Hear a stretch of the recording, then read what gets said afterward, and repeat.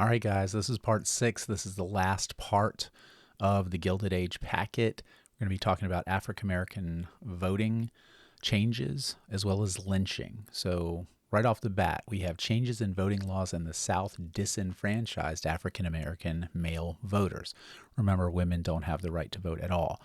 So, every Southern state revised their constitutions and voting laws in this period.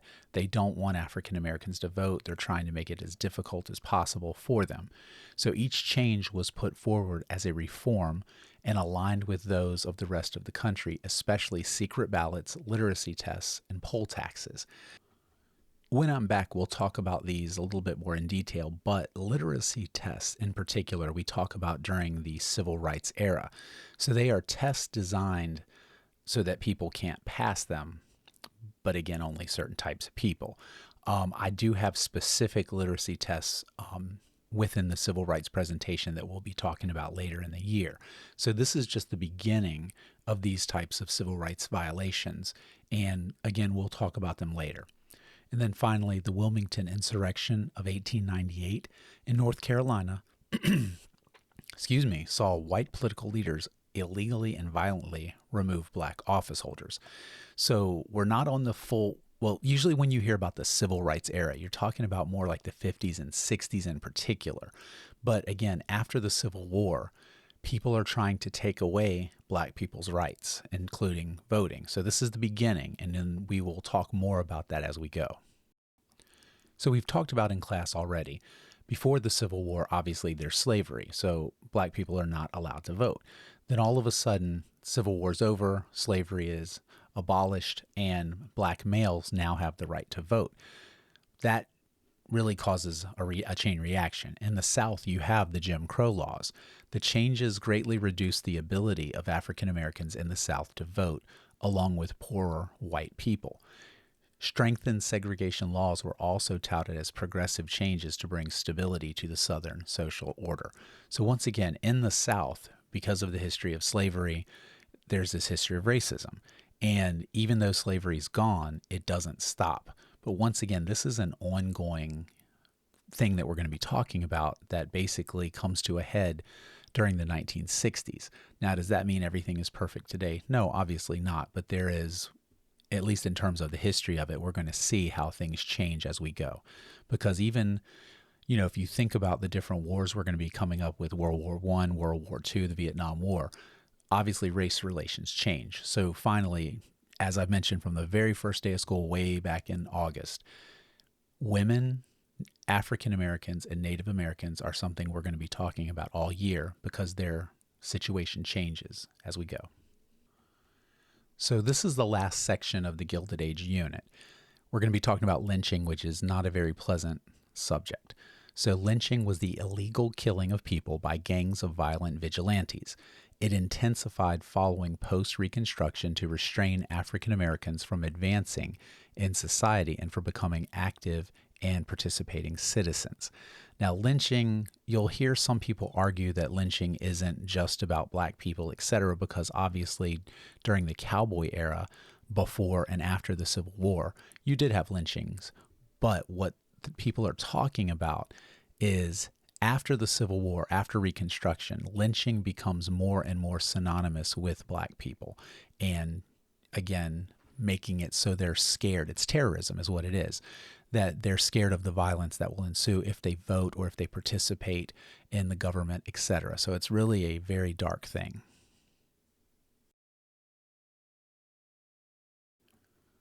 So lynching occurred in all parts of the country and sometimes against accused white people, but increasingly targeted African Americans in the South.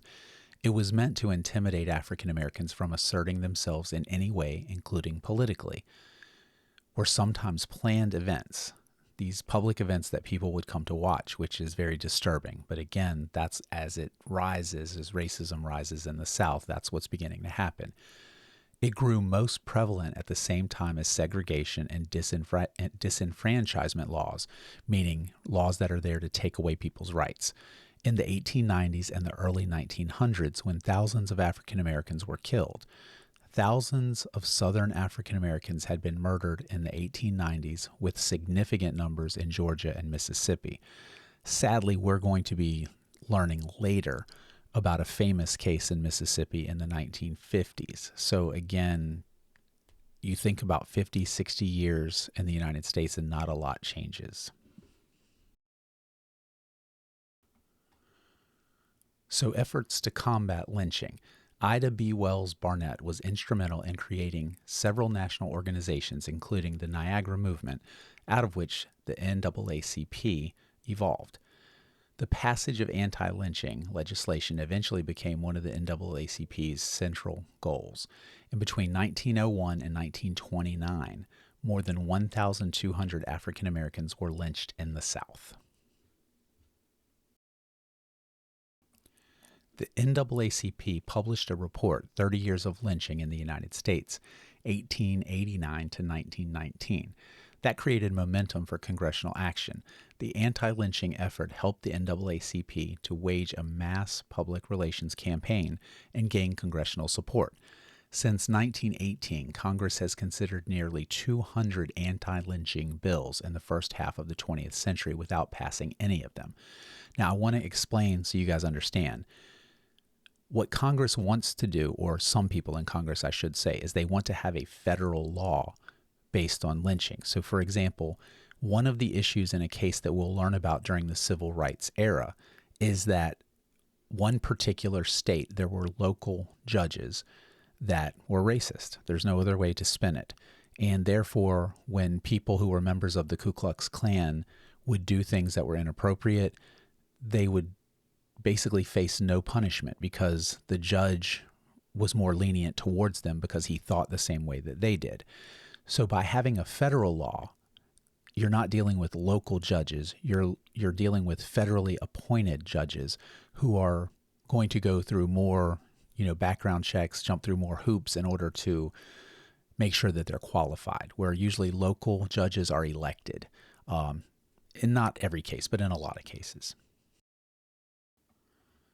In 2018, Justice for Victims of Lynching Act of 2018 unanimously passed in the United States Senate. This legislation made lynching a federal crime. The bill later died because it was not passed by the House before the 115th Congress ended on January 3, 2019. While investigating was done for the bill, it stated that at least 4,742 people, mostly African Americans, were lynched in the United States between 1882 and 1968. Now, for those of you wondering, so what happened? Why can't they pass it? I mean, that's basic how a bill becomes law. So a bill starts basically in Congress or the Senate, and it has to pass through both of those before it can go to the president for them to sign or veto.